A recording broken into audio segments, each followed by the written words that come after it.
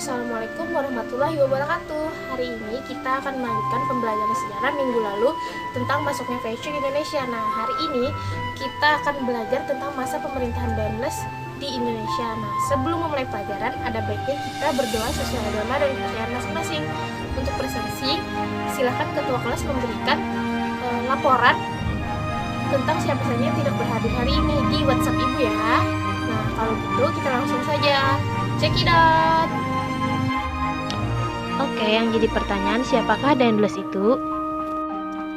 Herman Willem Daendels lahir di Haarlem, Republik Belanda 21 Oktober 1762, meninggal di Elmina, Pantai Emas, Belanda 2 Mei 1818, umur 55 tahun, seorang politikus Belanda yang merupakan Gubernur Jenderal Hindia Belanda yang ke-36 memerintah antara tahun 1808 hingga 1811.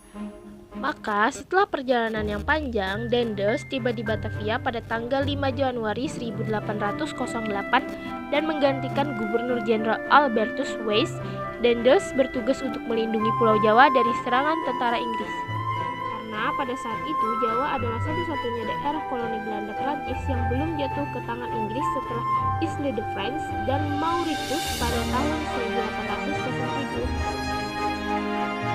Pada tahun 1800, armada Inggris telah memblokade Batavia dan menghancurkan galangan kapal Belanda di Pulau Ornus, sehingga tidak bisa berfungsi lagi. Ketika Daendels menyadari bahwa kekuatan Prancis Belanda yang ada di Jawa tidak akan mampu menghadapi kekuatan armada Inggris, Daendels pun mengisi tentara Belanda dengan orang-orang pribumi. Daendels juga membangun rumah sakit dan tangsi militer baru. Di Surabaya ia membangun pabrik senjata, di Semarang ia membangun pabrik meriam, dan di Batavia ia membangun sekolah militer.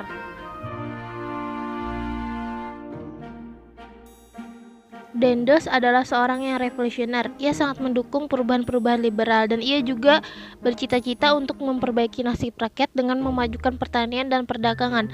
Tetapi ia bersikap diktator sehingga yang diingat rakyat hanya kekejamannya saja. Daendels berhasil mempengaruhi Mangkunegara II untuk membentuk pasukan Legiun Mangkunegara dengan kekuatan sekitar 1.150 orang prajurit. Mereka siap membantu Daendels apabila terjadi perang.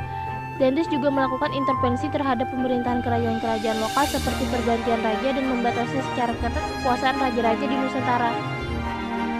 Di bidang militer dan pertahanan, Daendels membangun jalan antara Anyer hingga Panarukan, baik sebagai lalu lintas pertahanan maupun perekonomian.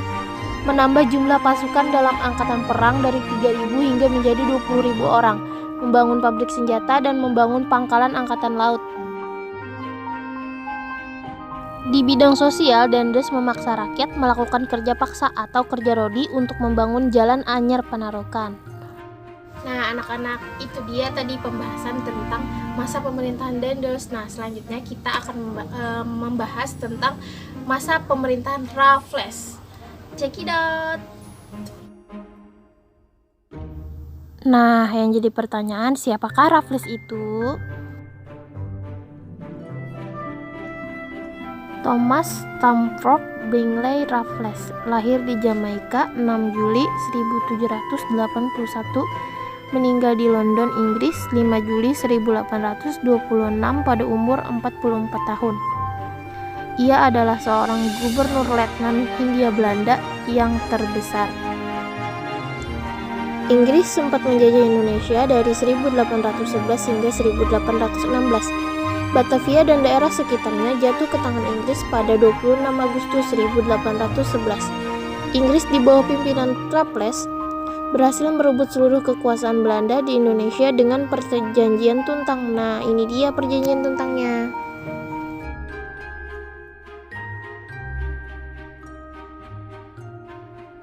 Atas jasanya merebut Nusantara dari Belanda, Raffles diganjar Gubernur Jenderal Rotminto penghargaan dengan menjadi Letnan Gubernur Jawa.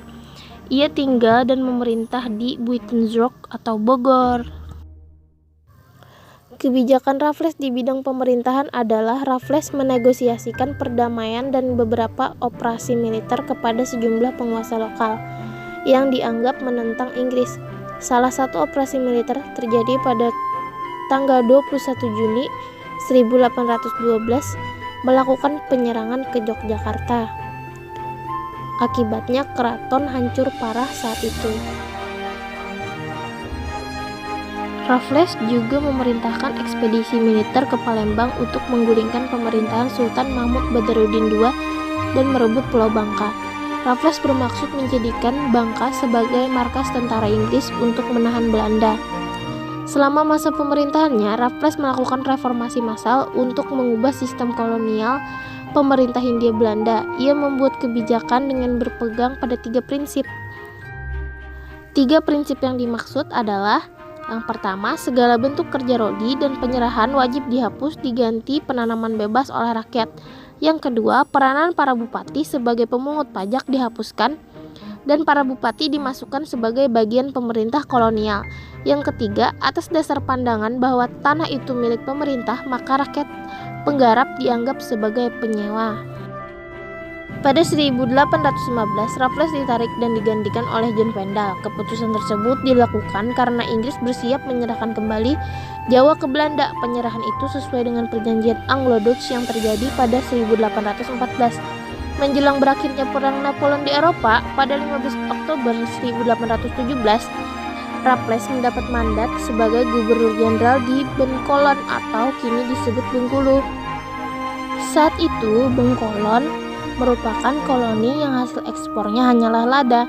Namun, Raffles yang melihat tempat itu acak adul langsung melakukan reformasi seperti yang dia perbuat di Jawa, seperti menghapuskan perbudakan dan lain-lain. Nah, mungkin itu saja yang dapat Ibu jelaskan. Jika ada yang ingin ditanyakan, langsung chat Ibu di WA ya. Jangan lupa